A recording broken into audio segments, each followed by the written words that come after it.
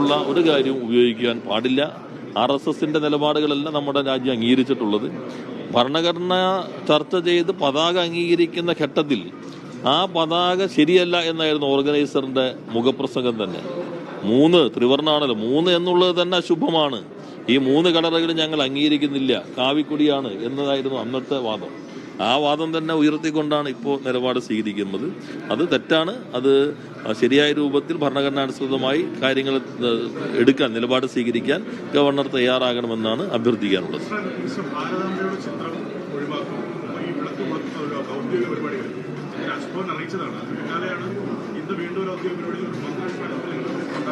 അത് തെറ്റാണ്. അതങ്ങേറ്റം അത് തെറ്റായ സംഗതിയാണ്. കാരണം രാജ്ഭവൻ ഇപ്പോൾ മുഖ്യമന്ത്രി രാഷ്ട്രീയം ഉണ്ടാവും, ഞങ്ങൾക്ക് രാഷ്ട്രീയം ഉണ്ടാവും, ഗവൺമെന്റിന് രാഷ്ട്രീയം ഉണ്ടാവും. പക്ഷെ നമ്മളൊരു ചടങ്ങുകളിൽ പങ്കെടുക്കുമ്പോൾ ഔദ്യോഗിക ചടങ്ങുകൾക്കനുസരിച്ച് നമുക്ക് നിലപാട് സ്വീകരിക്കാൻ പാടുള്ളൂ. അദ്ദേഹം അത് തിരുത്തേണ്ടതാണ്. ഭരണഘടനാപരമായി പദവിയിൽ ഇരിക്കുമ്പോൾ അതിനനുസരിച്ച് തന്നെ പ്രവർത്തിക്കാനായിട്ട് ഗവർണർ തയ്യാറാകേണ്ടതുണ്ട്. നിലമ്പൂര് നേരത്തെ പറഞ്ഞല്ലോ, നല്ല ആത്മവിശ്വാസമാണുള്ളത്. നല്ല രീതിയിൽ തന്നെ ജനങ്ങൾ വിധിയെഴുതും എന്ന് പ്രതീക്ഷിക്കുന്നു. വളരെ നല്ല രീതിയിൽ പ്രചരണ പ്രവർത്തനങ്ങൾ സംഘടിപ്പിക്കാൻ കഴിഞ്ഞു.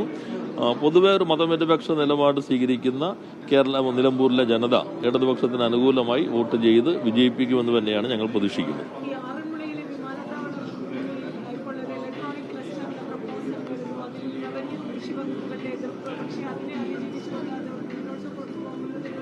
അത് നമ്മൾ കാണേണ്ടത്, ഈ പല പ്രപ്പോസലും വരുമല്ലോ.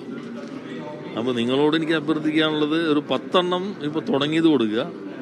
ബാക്കി തുടങ്ങാനുള്ളതിൻ്റെ പ്രശ്നങ്ങൾ ചർച്ച ചെയ്ത് തീരുമാനമാവുമല്ലോ. നമ്മൾ ഈ പ്രപ്പോസൽ വരുന്നതോടുകൂടി നേരെ സ്വിച്ച് ഓൺ ചെയ്യലല്ലോ ചെയ്യുന്നത്.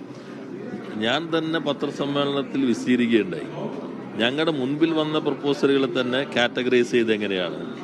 അതിപ്പോൾ നിലവിൽ അംഗീകാരം കിട്ടിയിട്ടുള്ളത്, സ്ഥലമുണ്ട് അംഗീകാരം കിട്ടാത്തത്, മറ്റ് സ്ഥലത്തിൽ തന്നെ ആവശ്യം, പ്രൊജക്റ്റ് ഉണ്ട്, ക്യാപിറ്റൽ ഉണ്ട്, ലാൻഡ് ആവശ്യമുള്ളത്, ലാൻഡ് ഉണ്ട്, മറ്റ് എക്സംഷൻസ് നിയമപ്രകാരമായിട്ടുള്ള കൺവേർഷനോ മറ്റു രീതിയിൽ എക്സംഷനോ ആവശ്യമുള്ളത്. ആ 4ാമത്തെ കാറ്റഗറി ആ രൂപത്തിലാണ് കാണുക. അപ്പോൾ അതിൽ ആ കാറ്റഗറിയെ ഞങ്ങൾ കാണുമ്പോൾ നിയമാനുസൃതം നടക്കേണ്ട കാര്യങ്ങൾ സമയത്തിനകത്ത് പൂർത്തീകരിക്കാൻ കഴിയണം. നിയമാനുസൃതമായിട്ടുള്ള കാര്യങ്ങൾ നടക്കുള്ളൂ. ഗവൺമെന്റ് വ്യവസായത്തിന്റെ മുദ്രാവാക്യം തന്നെ റെസ്പോൺസിബിൾ ഇൻവെസ്റ്റ്മെന്റ്, റെസ്പോൺസിബിൾ ഇൻഡസ്ട്രി. അപ്പോൾ ഒരു പദ്ധതി വരും, ആ പദ്ധതി വരുമ്പോൾ പരിശോധിക്കും. നിയമാനുസൃതമാണെങ്കിൽ അതിവേഗത്തിൽ കൊടുക്കണം, നിയമാനുസൃതമല്ലെങ്കിൽ നമ്മൾ ഫിൽട്ടർ ചെയ്യുമ്പോൾ അത് ഒഴിവാക്കപ്പെടും. അത്രേ ഉള്ളൂ അതിനകത്ത്. അപ്പോൾ അതിലിപ്പോൾ നമ്മൾ ഈ വിവാദ വ്യവസായം സംസാരിക്കുകയായിരുന്നു മാധ്യമങ്ങളോട്.